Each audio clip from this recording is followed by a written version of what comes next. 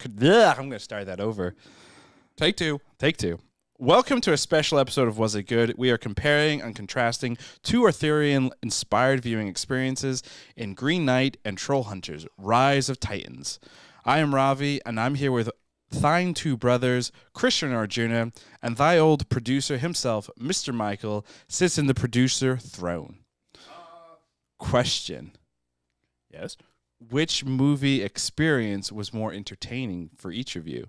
Oh, wow. Green Knight or Trollhunters Rise of the Titans? I'll go first. The more annoying one was Green Knight because the two fucking drunks in front of us that would not shut the fuck up. Nice. So Trollhunters was the better viewing experience. I'm going to say Green Knight. Because of the two fucks in front of us. Honestly, so yeah, they were really annoying for about 10 minutes, and then for whatever reason, maybe I blacked out. Yeah. Do you remember? Because I don't remember them being annoying except for like this 10 minutes near in the first third of the movie, and then I just watched Trollhunters in my room, which was great. I like my room. I like my TV and soundbar. It was actually during the day. I lied. It wasn't at night. But yeah, I mean the movie theater experience was pretty good. Everyone was masked up and respectful, and except for the two drunks, and yeah, food was good. Mac and cheese bites were delightful. Didn't have the mozzarella sticks I wanted, but it's okay. So yeah, so the movie is therefore a 6 out of 10 for Christian. Mozzarella sticks. Food is a big factor when you watch movies. So both of these movies. Yeah, both of these movies, I had food. I had theater food for obviously Green Knight because we saw it in a theater. Trollhunters because it's a Netflix original movie. You know, I'm in the comfort of my own home. I actually watched it right here on this couch, on that TV over there. And that one? There? That one right over there. Oh, wow. And I was able to, create my own delicious, disgusting food. What did you eat, though? I just imagine a plate of slop. Yeah, actually, it's funny. He said that, and I was immediately thinking sloppy joes. Just like some type of gray food with cheese, and then you know what the worst part is? I can't for the life of me remember what I ate. Oh, you blacked out too. No, I can remember the food at AMC because I went and I got a hot dog, and then I thought I got pretzel bites, but then I remembered in the last moment that I want curly fries. And then we're in the theater.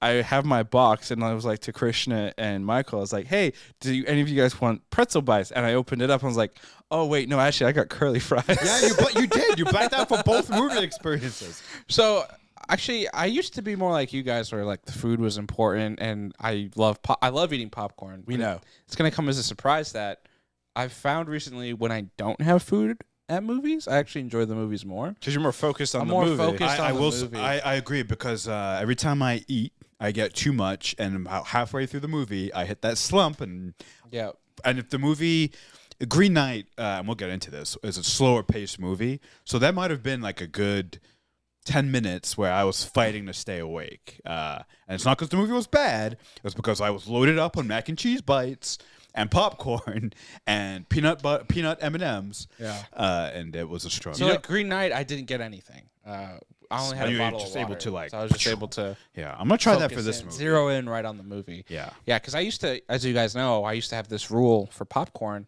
where you can't eat the first kernel until the movie had started. Yeah, it's the stupidest rule ever. I retired that rule quite a few years ago. No, you haven't. I did. You have? Yeah. I haven't done that in a long time. Are you getting popcorn when we see this other movie that I'm not going to mention until the end of the pod? It depends on how hungry I am. Considering we haven't eaten breakfast because of the kerfluffle with our meal this morning. Call them out. It was DoorDash with McDonald's. Overall.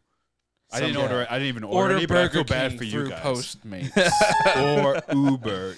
But Arjuna, your overall, which one was better? Green Knight for sure. Yeah. I got to see it at Universal City Walk, which is one of the better AMCs in the Los Angeles area. Do they actually have fully stocked menu items? They have a fully stocked menu, and the theater we were in, this is how every AMC should be. It had the nice reclining chairs, and there was enough space between each row where you could be fully reclined and get through. Oh, I hate that about some of the reclining ones. Beautiful. I'm like, this is the best theater. I love it. In the world. Make every theater like this. So when people are walking by and you're just laid out there. You're laid out, and then people are like, oh, hey, what's up? I can see all of you. They have plenty of room. I don't have to have someone's crotch or ass in my face. It's great. You don't like crotch and ass in your face? Not when you're random people. When you're in a movie theater, You're not a big strip club guy, I take it. Just kidding. so that's your you are. movie experience, your viewing experience. How would you? So usually on this pod, we like to do our one-word impressions because we are talking Green Knight and Trollhunters: Rise of the Titans. We're not going to do one-word impressions for each. I want one-word impression to describe both. This one's easy. All right, Christian, let's go for it. Endings. Easily. So the ending of Green Knight, we're going to discuss, I'm sure, quite a bit. Very open to interpretation. If I could use 2 words, it would be happy endings, Learman. Thank you for that. But no, just 1 word, endings. And then obviously the ending of Rise of Titans. I went on Reddit right afterward. Very controversial. A lot of people didn't like it. I personally loved it. But we'll get into that as well. So the endings of You both say of we these get movies, into that? We get into that? We better. and then we never. Sometimes we don't. You can't do that. No, we will because Christian, it's important. It's an important piece of the movie. Yeah, just talk about it right now. You don't have to wait. All right, fine. Be that way. No, I'm just kidding. The ending of Green Knight, very much open to interpretation. I hate Was that. it real? Do we take it at face value? The whole Green Knight seems to be sort of like a very allegorical sort of tale. So, and then obviously your the hands. Rise of Titans. Right. Obviously, spoiler alert. Goes back and undoes everything. Whoa, And, what? that I haven't would seen the movie. Wow. I think you saw it first. Did you not? No, I saw it first. I was on Netflix and I saw it was there. I was like, wait, I thought this wasn't coming out for like a couple of months, and I was like, all right, well, might as well watch it. Lock in. Goes back. Decides to forego becoming the troll hunter and gives the power up to his best To friend. Toby. Toby. Well, he went back pretty much to save Toby because Toby. So was Toby the real love of his life? No, he's just his best friend. I think the love. Would you do that for your best friend? Like go back and like you have this awesome power, right? Like every kid's dream, I think, is at some point to be powerful, have power, right? Sure. And he had this power, and then he gave it up for his weird friend. Look what it brought him. But that's what Look makes him a brought hero. Yeah. So look what Really? it brought him. Yeah. A bunch of people died. Right. Right. A lot of tragedy.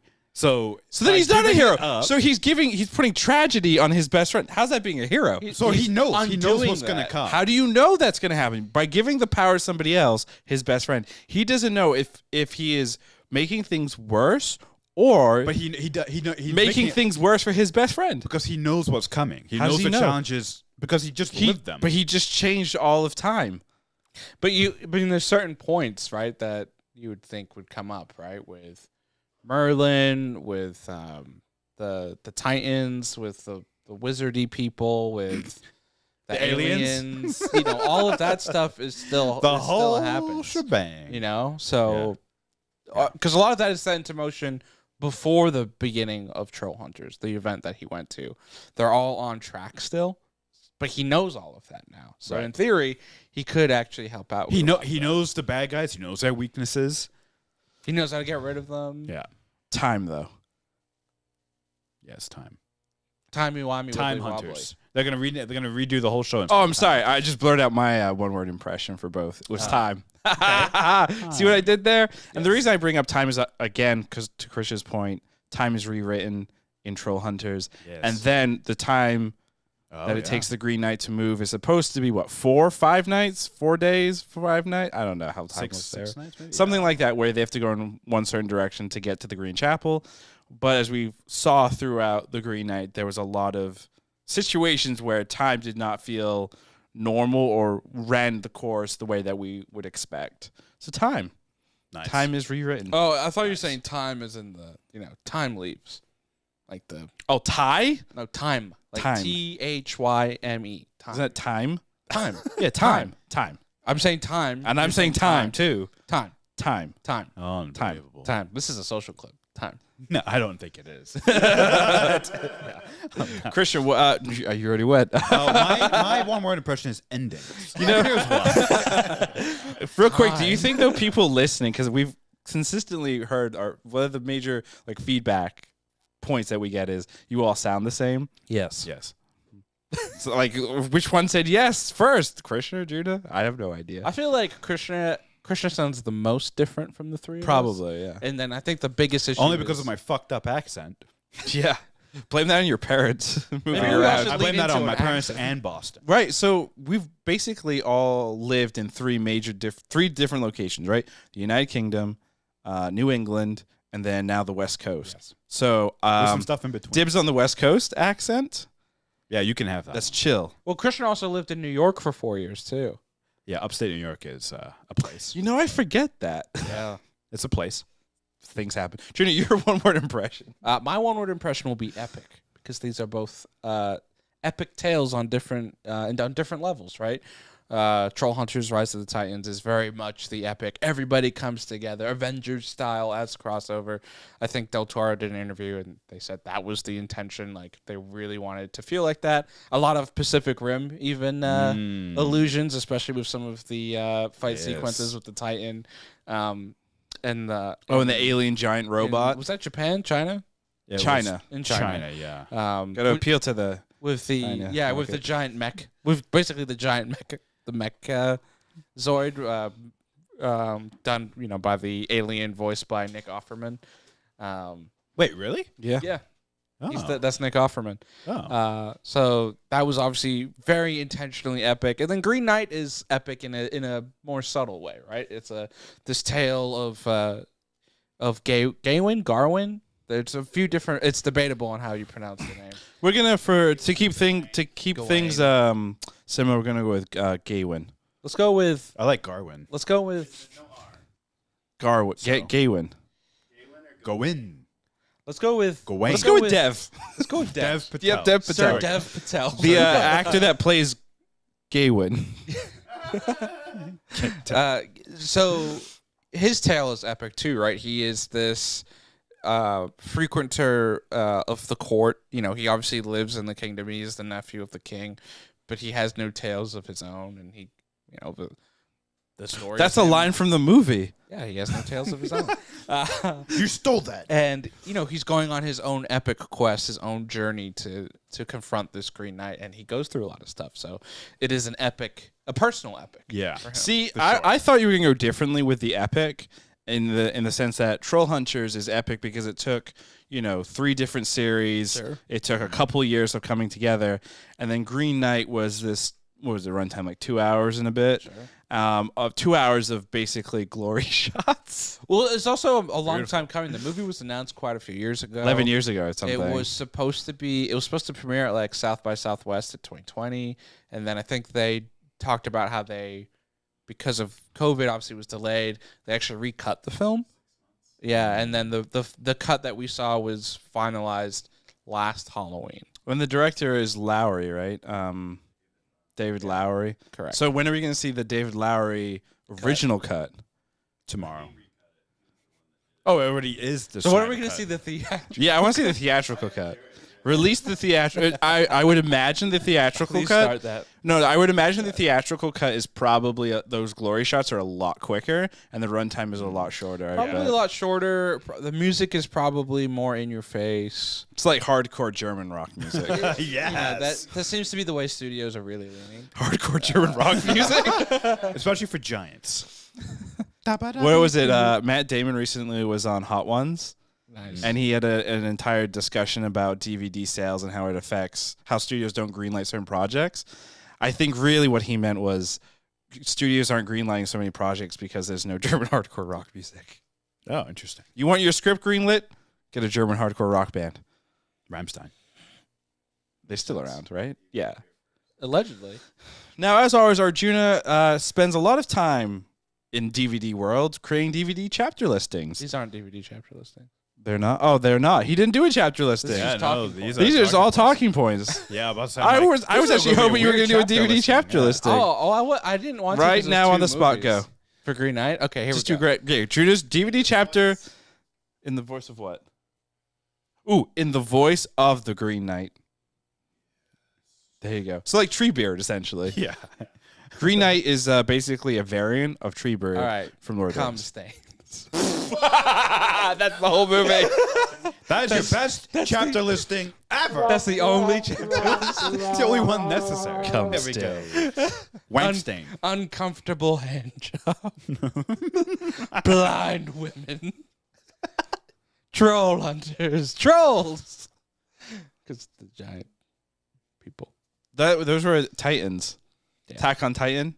I guess so. So real quick, there's a scene, obviously where Gaywin is going through with the fox and he sees these tall people. Did anyone else get Attack on Titan music just jumping in their head? Yes. And then did you think he's gonna get like gear and then just start slicing them?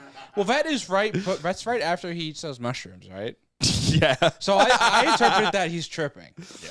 I mean, you could the argue rest you of the could movie argue the might be a entire trip. movie We don't is a know. trip. Yeah. Like at some there point. are different points where you think he could die, obviously. Well, maybe he did. And it's actually interesting. Sahara had a really interesting theory that those different points are almost like a game, and it's like this is where you die, and then like continuing on. And I think she was going off of A24 also released like a board game around the Green Knight.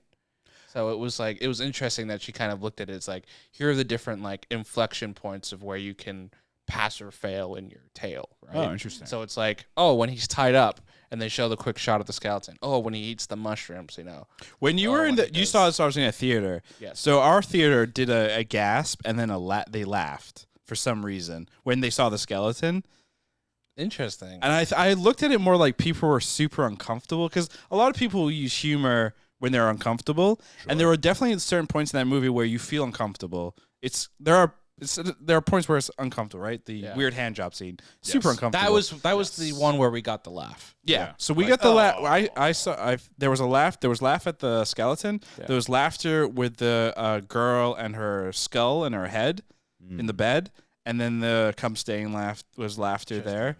And then there was a chuckle when at the very end of the movie when he's beheaded in the alternate timeline or maybe the real timeline. Who the fuck knows? When he's older. When he's older. Oh, wait. His head just kind of... Yeah. Real quick. Takes off the necklace and the head just... Yeah, comes off. Real quick. He has gray hair. Yes. I really hope that's how my hair will look when I get older. I mean, just want to throw that I'm going to just put this out there. None of us look like Dev Patel. We could. I don't? We totally could. Oh, Dev Patel was related. Totally could. That would be the ultimate cosplay right there. Oh, man. I'd wear a gown and I was gonna say helmet, a crown, a crown, and dye your hair and beard. Yeah, no, I just have to let it grow and it'll get gray.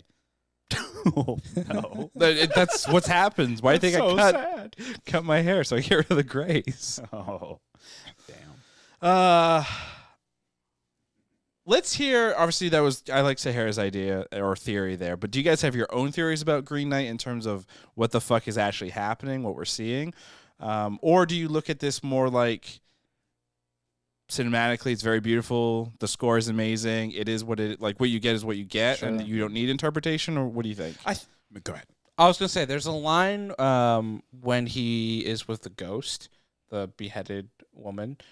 Same actress, by the way, who plays. Carly from Winter Soldier. Falcon and Winter Soldier. She's also in Rogue One. Yeah. Nope, not Rogue One. No. Solo. Sorry. Right. And we tied it back to Star Wars, guys. But he has a Gaywin has a line to her. He's like, "Are you a spirit or are you real?"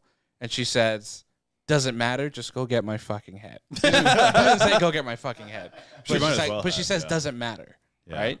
And that line kind of resonated to me because I think like what you're seeing is like, oh, did he actually die when he got tied up?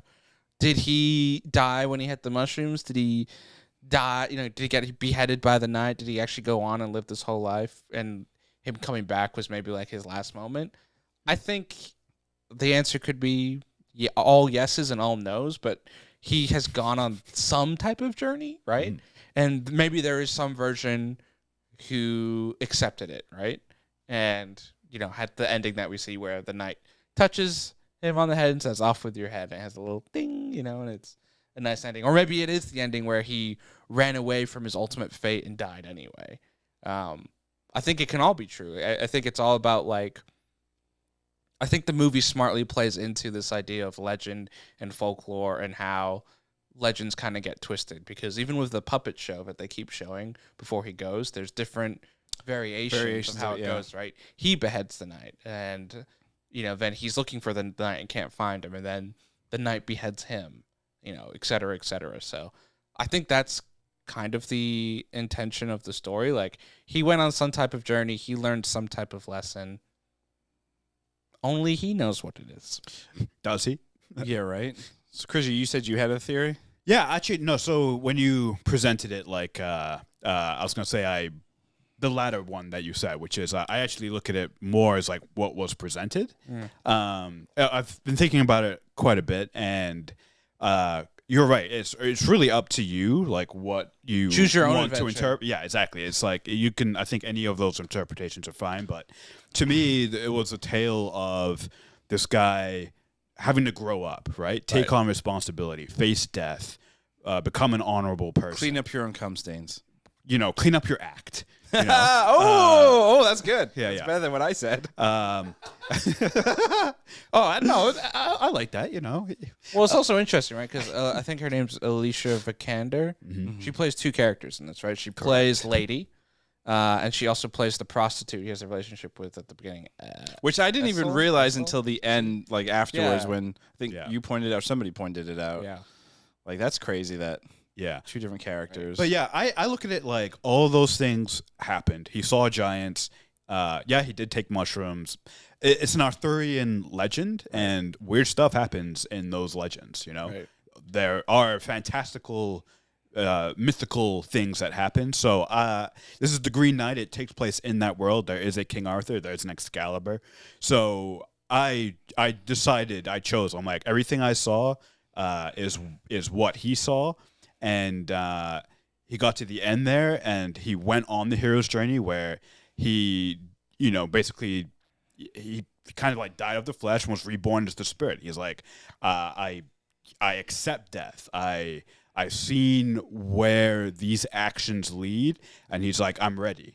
Give it to me. I welcome it. And then at that point, he's saved, right? And so I think that right there is like maybe the strongest interpretation, or for me at least, it's like the strongest message that can be, is if you take it sort of literally.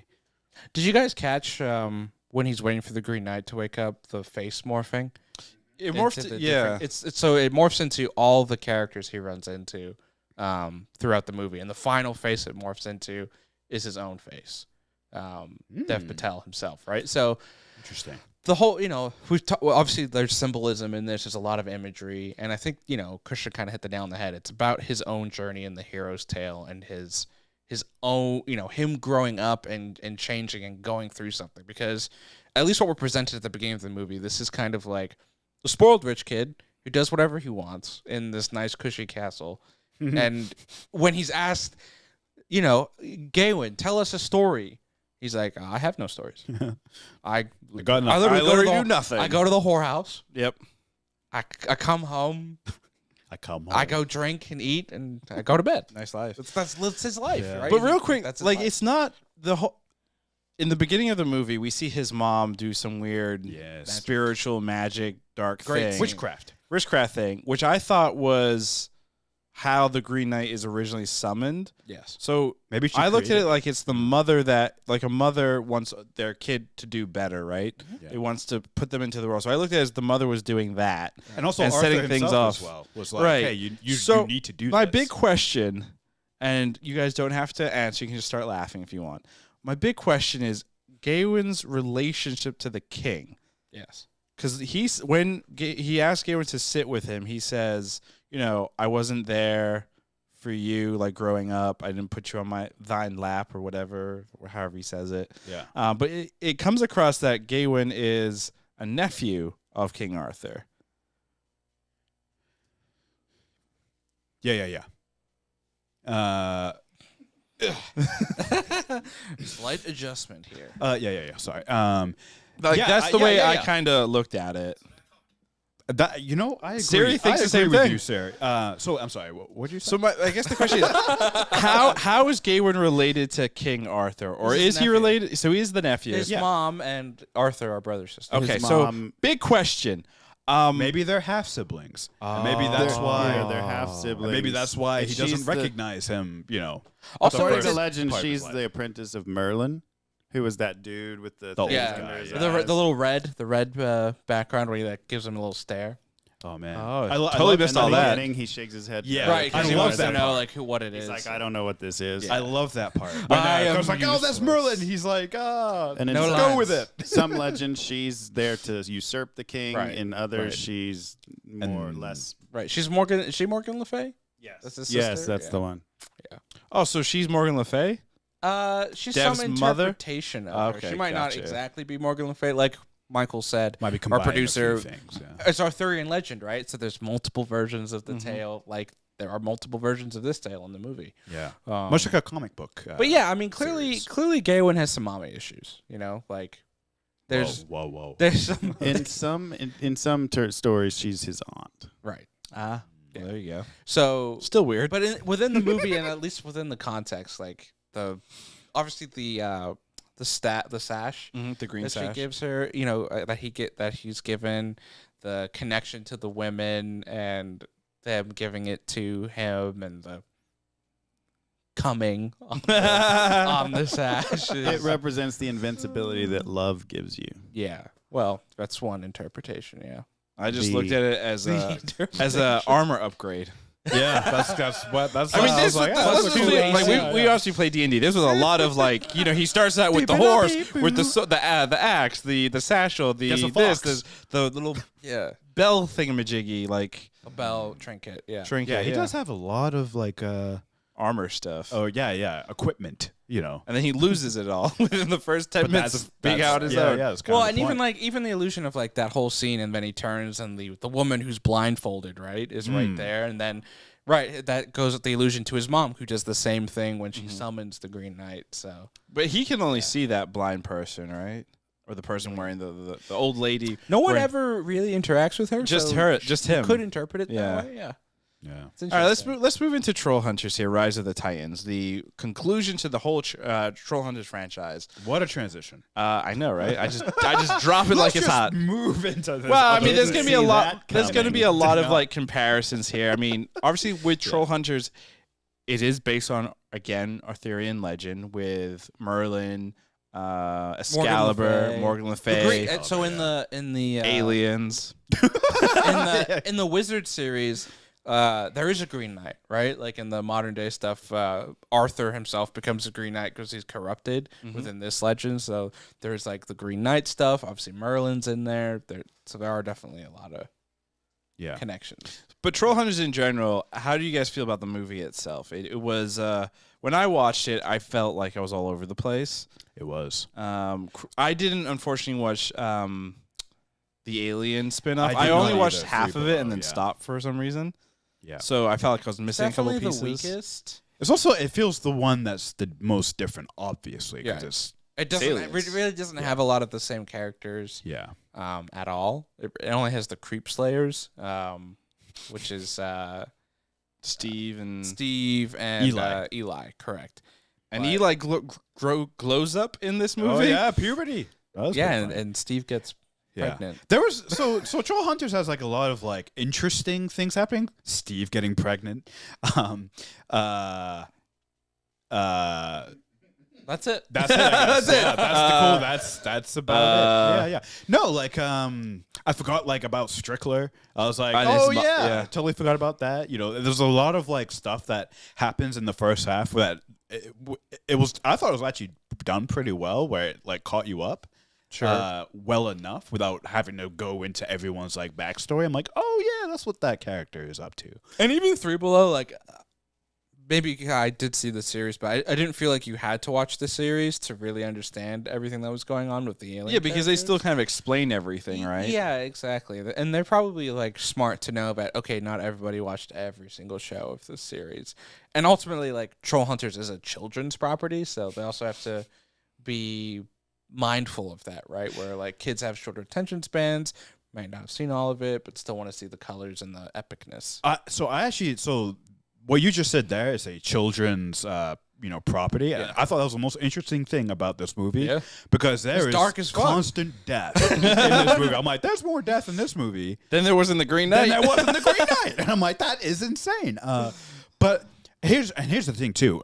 Before the end, when Toby dies, the thought kept drilling into my mind. I'm like, this movie has more stakes than any other Marvel movie, like all the Marvel movies combined. I'm like, I can't believe they did this. They killed everyone, and then the ending, and then the ending happened. At first, I was like, oh man, I don't like this at all. But I did like it because it was the final attribute of what makes the hero a hero: humility, right? Being able to give up the power. Yes, it does undo everything that happens in this movie.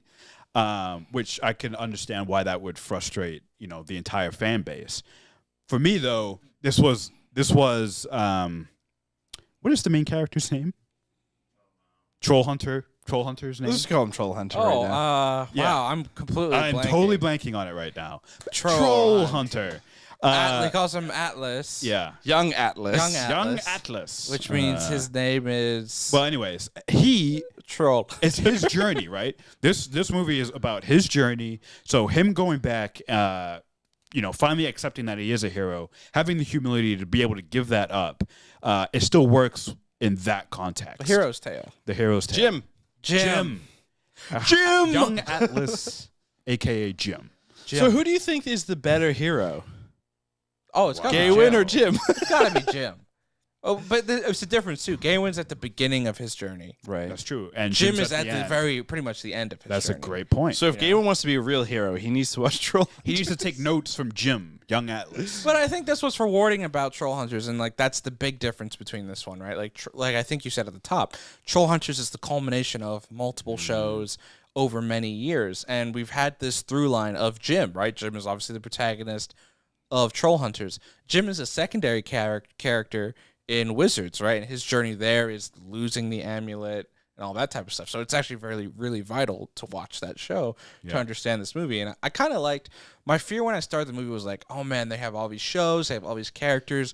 Are they going to juggle 100 different plots, right? With a bunch of different characters. And that's like one of the complaints of Infinity War and Endgame, right? Is there's like so many quote unquote main characters that you sometimes lose the focus around it. I actually thought this movie did a good job of really focusing in on Jim, right? Yeah. And having it be okay that everybody else was a secondary character. So I thought that was pretty well done. I did think the movie wasn't perfect.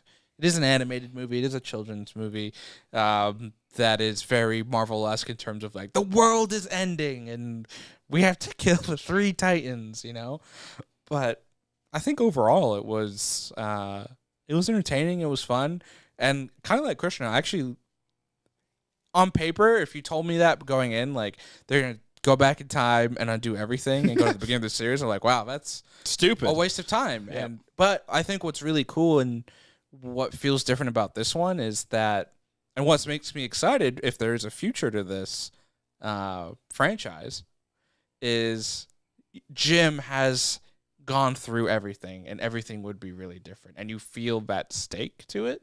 So it's almost like, yeah, actually sign me up for so you would redoing the show. You would want to watch another series. Absolutely. Yeah, absolutely. I'd be all in. Would you also get all the new toys that they could, all the variant toys that they could make now? Think about buy it. The toys. Yeah, but do you have the original? Don't toys? lie. You have an entire like shrine in your place where it's filled with just Trollhunter toys. I would be cool seeing it because even though Jim's arc is complete, right, and the whole series is about Jim's arc ultimately, it would be cool to see him now. At the very beginning of the show, he is just as a young kid who just wants a Vespa and doesn't know how to be a hero, and he truly is a hero at the end. Did he get his Vespa in the end? He did at some point in Trollhunters, and I think it blew up. His second arc, if they were gonna do what you suggest, would be that of mentor, right? Which would be an interesting that's what would be cool to progression. See. He would be Toby's mentor, right? And I love that they had Toby become the Trollhunter at the end, because then if they had gone back in time and he just does the journey again, then it's like... Yeah. That's, do you think... Okay. So one of the big things in, obviously, the first season of Trollhunters is a Trollhunter up until that point when Jim got the amulet, was always a troll. Yeah. Do you think the trolls would accept Toby because he seems more like a troll? Oh. Ouch. Wow. What? No Why? comment. No, just silence. Love it. I don't want to get cancelled. What was that accent? Yeah, what was that? Is that going to be your new accent? Yeah, that's my new one. I'm Omega. Why'd you go back to the regular? Hi, I'm Omega. We have to go save Hunter. It's just parody. Yeah. It's also Star Wars, so. Yeah, and then we have to always go back to Star Wars. Otherwise, what do we do with our lives? Exactly. In terms of something else related to this, Interesting transition. So Arjuna, you definitely said you would want to see more, specifically because you want to collect the toys. No, not because of Krishna, the toys. I think it'd be cool to see the remix and the repercussion. man. Krishna, would you want to see more, or do you feel like It depends. we're at a point where it's like we're done with this story? Yeah, it feels done. I don't know if there has been any talks. Del Toro has said like this is the definitive ending, but Netflix, if you Never came with say a big never. fat paycheck, he said we're done for now.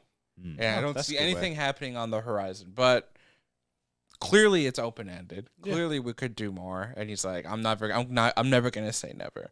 Yeah. So I think it's done for now. But if there is like he gets the itch, and the other creators like Guggenheim and everybody else are like, let's do something else. Like let's continue this story. I think they do it. From that answer, it sounds like if they were gonna do more, they would put it and somewhere else entirely. I don't think it would be Toby's story or Jim's. It'd be a different time, or maybe a different time in Arcadia, or I don't think it would be related to those characters, or they wouldn't be the central focus at least. well, that makes it tricky though, right? Because the central, because remember, one of the trolls says like, in order to defeat the Titans, we have to go to the center of the universe, which is Arcadia, the city, right? So I think it would be difficult to like focus on other. It's a small place. It's a very small, like very connected universe. That's why go to a different time then. Well, the problem that we're going a different time is you still have Merlin in the past and his young apprentice, right, who is still part of that storyline. They are already in the past. I mean, I guess we could follow a story there, but Go in the future. Go 2,000 years into the future. You've already introduced these aliens, Right, the you futuristic technology. You in this movie introduced giant mecha, so the future needs to be Pacific Rim. Just I think make I read Pacific like Rim. an IGN article that's like 10 spin-offs that could come out of this. And one of the interesting ones that I thought was interesting was it's like, what if you continued on the regular timeline, right? Where like, do they all disappear just because he leaves, or like, do they have to continue on? And like, what does that kind of world look like? well, That would be a terrible world. Well, no, because that world is saved, right? The Titans are defeated. The only negative or certain characters are not there anymore. and Jim left, But and the there's world, no Troll Hunter. but the world is saved. But is right? it, there's no Troll Hunter. Sure, there's no Troll Hunter, but there's also no antagonist, right? The three things that were behind like Morgana and Merlin's conflict, the three things that were kind of pushing what's his face, The Thanos level threat. Yeah, they're all gone. Yeah, So but King Conqueror could show up. Yeah, He exactly. who remains. There's always a bigger fish. Star Wars. that would be kind of funny though if they take the route that like the MCU is clearly going, where it's multi dimensions and time travel shit. And because Jim has gone back in time, he's created like a multiverse rift He has. bullshit thing. He absolutely has. And that's what they're gonna do. That's the central question. He's gone back in time to redo everything, but that's the question. Did everyone that he left, does that timeline vanish, or does it keep going? And that's it's an interesting. I think it keeps going because Wizards, the other series, there's time travel in that where they go clearly back in time, affect the past, and then they are brought back to the present, and the present is still there. Nothing changed. per Nothing se. changed? Not like on a major level. Things still were different though. Not a little bit. So that would suggest then one timeline. I think it's and one not timeline. multi-dimensions, which I like. For right now. Unless For now. because Kang is, with the TVA, the Trollhunters version of TVA, and keeping it all one central one, and then he's like, all right, kill me. and then it all spreads to everything. The tentacles. So Disney is spreading into other properties. Yeah, that Disney they just shouldn't bought be able DreamWorks. to. There you go. So here's a big question. When you look at Trollhunters and you look at Green Knight, everyone, I think a lot of people, when you hear of like Arthurian legend, your go-to is Merlin, Excalibur, some person in the water with a sword, King Arthur's like best friend shacking his girl, Lancelot, that whole shebang thing. Which one would you say feels more Arthurian, based on I would say like common knowledge? I think of that's King easy. Arthur. I think it would be Green Knight. Feels more Arthurian because Trollhunters take place in the present. Most of it, you know, the main character wants a Vesper in the beginning. That is as un-Arthurian as you can. Well, get. no, that's not necessarily true. That's a character wants something Oh yeah, sure. pointless. Yeah, Vespers are pointless. Yeah, That's understood. what I'm saying. The setting, though, is as un-Arthurian as you can get, whereas Green Knight is all in that setting. But isn't Arthurian legend and like the story of Arthurian, if you take away like the setting, right, it's still supposed to teach you about. You can't take away the same from Right. But like there are still like the common themes, But right? that's just the themes of story, though. Those themes aren't exclusive to the Arthurian legends. So, real quick, speaking So about the setting Arthurian, is what makes the Arthurian legend. so speaking about Arthurian legend, so obviously Green Knight is based on a poem. Yes. Nobody knows who wrote the poem, supposedly. No, we do. Correct. Who wrote the poem? There's a poet named Anonymous. Okay, so person named Anonymous. Parents did a prolific. really good job at naming their kid. They were so, bored. So I have a really stupid theory that when they found the poem, Guillermo del Toro wrote both. No. So when they found the poem, the reason it's called Green Knight isn't because necessarily there's the words Green Knight. It's because they found it with a bunch of green stuff all over it, and then they connected. Time. Yeah. So it could have ended up just being Blue Knight. Could have been Red Knight. It's because they found green with it. Well, I mean, I assume the Green Knight, there's symbolism there, right, with color and everything. Isn't green? What does green represent? Envy, I think. Nature. Envy. The Green Power Ranger. Oh yeah, the Green Power Ranger. Tommy. Yeah. So evil. Well, green is a big color palette, obviously, in both, because the Green Knight, for very obvious reasons, but green also represents time in Trollhunters. Merlin's thing. The sphere is oh green. yeah, right. The Chronos. The chronosphere, yeah. Yeah. So. Yeah. That's a Green. green. It's The also green it's also the Trollhunter. color of pee when you're dehydrated. Excalibur shows up in both of these movies as well. So A sword. yeah, a sword. Nice. Sword in the And magic Merlin. sword. And Merlin's in there. Merlin. He Merlin doesn't speak has in a either. much bigger He doesn't part. speak in either movie. Oh, that's actually a great point. Well, yeah, because Merlin's not in the actual Rise of Titans movie. He's Did mentioned you see an image, maybe? something. I mean, you're in Merlin's It's his castle. apprentice Yeah. is in it, but not Merlin himself. Yeah. Yeah, Duxie. Dogs. Yeah, Duxie? whatever. Bugsy? Big D. Duxie. Marshall. Oh wait, both movies have an adorable pet. There's the cat, the flying bat cat in Trollhunters Rise of Titans, and then there's the fox. We didn't even talk about the fox. Yeah, what is the fox in Green Knight? What does the fox represent? He represents toys. What? Merchandise. Merchandising. I don't think the Green Knight is really Move going over, for Disney. a big- A24 has figured out their cash cow. Oh Okay, my cute God. fox. Cute fox. I mean, the fox could represent any number of things, right? I think at one point I saw the fox and was like, "Is that the mother, or is that like?" Because at the end or near the end, before Gaywin enters the Green Chapel, we see the fox and the fox starts talking. I'm like, it sounds a little bit like the mother. And But then when the it fox also gives very speaks- motherly advice, right? Like, just turn around. You've got the sash. Turn around. You don't need to do this. Which I guess, now saying that out loud, contradicts the idea. If the mother set up this whole thing, why would then the fox the mother as the fox be telling him to turn around? So I thought the fox was. Unless it's a I thought test. the fox was Merlin. Interesting. Because remember, like in King Arthur, Merlin is a big kind of like, let me help you out type individual. Yes. And being that this kid is sent on a quest, one of the big things with quests is you have some kind of mentor or some kind of guiding thing. I figured the fox was either not necessarily Merlin, but maybe a representation of Merlin or a Merlin agent of helpfulness. I view it more symbolically. I feel like the fox is like his innocence, because the fox is there, when he's at his lowest point. It comes to him after he's robbed of everything, and helps him kind of guide his way. When he gets to the castle and he's interacting with Lord and Lady, the fox is not there, right? It is left out, and he does some adulterous things while he's there, has some conversations.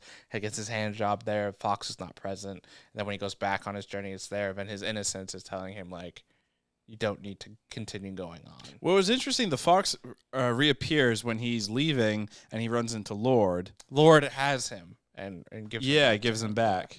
A hunter. Which is weird. He was a hunter, right? Yeah. Correct. So was But also did you guys was see also that giant, like, big ass animal that was in the background that, like, just the javelins through it? I'm like, Joel Edgerton's a badass. multiple teeth. So was Lord also in love with Gaywin? Because there's I think it was just a friendly kiss. A friendly kiss. Maybe love. Maybe not love, but maybe lusting after him. That would make sense. Right.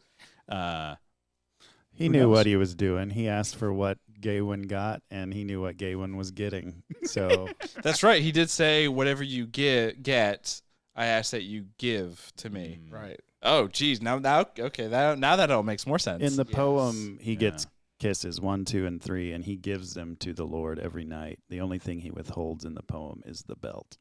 Boom. The cum. There we go. Interesting. So he had to give him his seed?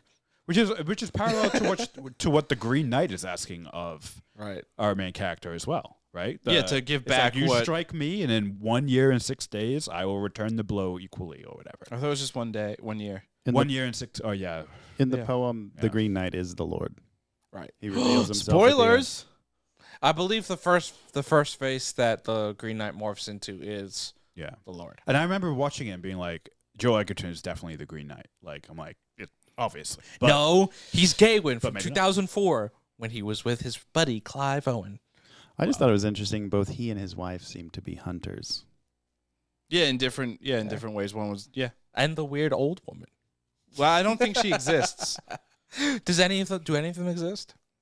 Well, the Lord does say, "Don't look for us when you come back. We won't be there," which I interpreted as they were never real, right? They were just a thing that he either imagined or the Green spirits Knight or whatever, or the Green Knight set up.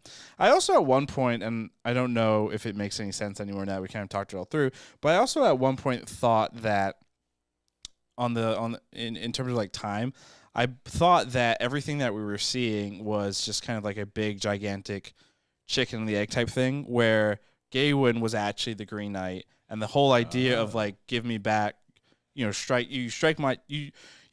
me, I strike you, and then therefore you take my place, and then it's a consistent loop and repeating itself, that the mother set in motion in order to make the son something, right? Because the son at one point at the beginning when he's at the whorehouse, there's this whole discussion of like, you're going to become a knight, and he says, I'm not ready.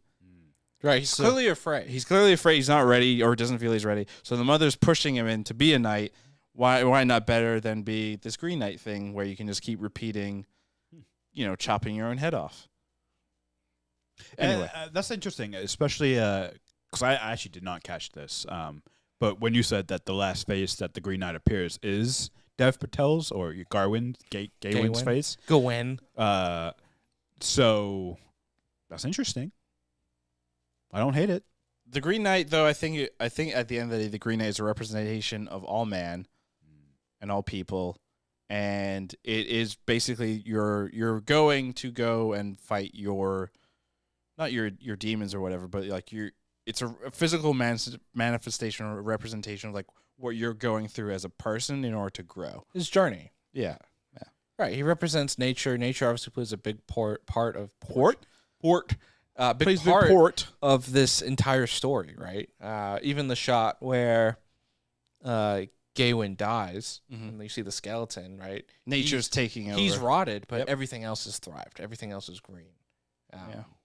And I think that also represents where he's in his journey. He is rotting. Like that we see him pretty much at his lowest at the beginning of the movie in some interpretations, right? Like he's really not doing anything with his life. It's kind of like he's 25 or 26. He's living in his parents' basement. He doesn't have a job, and this is his mom like pushing him out and being like, go do something with your life, in like true like ye old times, he's probably like actually like 15 or 16. Yeah, of course. And then like that alternate timeline where he sees himself become king, he's actually at that point like 30. He's 30. Yeah. 30, gray hair. Absolutely. Looks old as fuck. Well, that's where the time, like where we talked about the time stuff, and like he has the son with his whore friend, and he grows up, and then he has the daughter, and she like they all age a little differently, and he ages a lot, and it's interesting. It's interesting, that interpretation and how that works. It's different. He gets poop thrown at him. I think it's time we're gonna answer that big question, guys. Which one do you want to start with first, Green Knight or Trollhunters? Yeah, I say Green Knight first. All right, Christian, you can kick us off. Wow. And then we're just gonna keep looping it. Okay. So we answer the question of, was it good? Arjuna, was Green Knight good? Yes, it was good. Maybe one of the best films of 2021. Easy. No, that was Cruella, you idiot. Cruella. Cruella was. I enjoyed Cruella a lot. Get out. And that's certainly like high on my list. But yeah, I really enjoyed The Green Knight. I'm excited to see it again, and just kind of continue to watch it and interpret it more and all that type of stuff. Nice. Ravi, was Michael's producing today good? It was. It's always on spot. Spot on. On spot. On spot. No, I like on spot. On spot. It was always on it's on spot. Lauren, if you're watching, that's one for the book. On spot. But was The Green Knight also good? The Green Knight was great. The big thing, obviously, the cinematography was top notch. Colors popped where they need to pop. Everything about it, like from a visual standpoint, was great. My one complaint, and we didn't get into it, so I'm going to bring it up right now real quick. The opening shot with the geese. Why the fuck did you have to CG those? Wow. Probably just hard to get them. I don't get, like, it was so fucking annoying. Yes, it was, at least in the second. So obviously in the opening shots, you see the geese and like the horse and the fire, and it's like a fade in, fade out, fade in. I think it's on the second and third one, they are very clearly CG geese for some fucking weird ass. Have you ever trained geese to do exactly what you want? Actually, this is a big announcement. I'm quitting the pod and I'm going to become a geese trainer for You're film. You're going to go on like America's Nice. Got Talent and like, do a geese thing? Yes. I mean, I can train my cat Megatron. I can train some geese. You haven't trained Megatron to do nothing. Sleep. Look at that. He's asleep. Wow, that was all right. Wake him up. No, I don't want to. Oh, you're scared of him. Yes. Krishna, was the Green Knight with a large order of fries good? I didn't get fries. Green Knight was extremely good. I want to see it again with less mac and cheese bites in my stomach. And less people in the theater. Less people. I honestly, I just want to see it like what in type a private of cheese place. do you want in your stomach? No cheese. I want to look at it and focus on it. Sounds like you want burrata. Because during the middle there, I was, my body was betraying me. You should, if you have time, like in the middle of the week, in the middle of the day, go see it because the theater will be most likely super empty. That is very true. That's probably like the best way to see it, especially if it's in the middle of the day. You should be more awake. That's true as well. Very true. Arjuna, was Trollhunters: Rise of Titans good? It was. It was a satisfying conclusion and potential continuation to the franchise, and I did enjoy it. I thought it wasn't not perfect, but definitely enjoyable and definitely good within the scope of the universe. Ravi, was Trollhunters: Rise of Titans, Revenge of the Trolls good? Yes, it was good. Again, the only complaint, ending, I thought you could have just ended it without the time travel crap. Interesting. And just ended it. So you it. do not like the time travel element? I don't like the time travel element. It just feels like it's one of those things like Black Widow, where you put out a movie after the character has passed, and it's like, well, who cares? The stakes are, nobody cares about the stakes, right? You're just doing it as a setup. With this, by going back in time, again, it's like, well, what's the point? I get the hero's journey and all that fun stuff, but then it's like that emotion that you felt when like Strickler goes or whatever. It's like, just kidding, you idiot. And it also makes it difficult to like rewatch the movie because you know that ending is coming. Or the entire series. Yeah. That's why you have to wait for the sequel series. Yeah. So what I'm going to do, because again, visually, really good, strong film. Action sequences were great. Good, timely, comedy as always. What I'm going to do if I do rewatch it is just stop right when Toby dies, and then that's the ending. Wow. That's a really sad ending for a children's Dude, movie. great Netflix idea. You should be able to go and recut the movie the way you want to see it. What? You could do that. You could do Create that. your own And then it's like movie. specific to your profile. Oh my god. So, like, if you want to, like, your own adventure stuff. I'm gonna watch. So you can. It's like I can watch like the Ravi cut. Yeah. Of a movie. Oh my God! Why doesn't anyone do that? That would be cool. Like I mean, it's gonna happen probably. they better do that. Krishna, was Trollhunters: Rise of the Titans Del Toro's greatest thing ever? Good. Greatest thing ever. No, I mean that's clearly Pan's Labyrinth. Come on. Pan's is great. Yeah, it was extremely good. For me, it was actually kind of average up until the very end. I thought the ending is what made it. The two endings. Mm-hmm. When Toby died, I was like, wow, this movie. Did you cry? No, I didn't cry. But I was just like sitting there in shock. I'm like, how does this children's movie have more stakes than any Marvel movie I've ever seen? But then the actual ending, I loved it.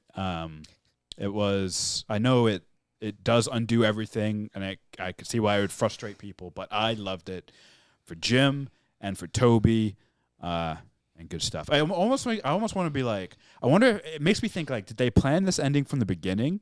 And if they did, I want to go back and just see if there's any hints with, like, Toby, or if there's any like subtle things. At least in the movie, like that, you could definitely get the impression that a main character was going to die.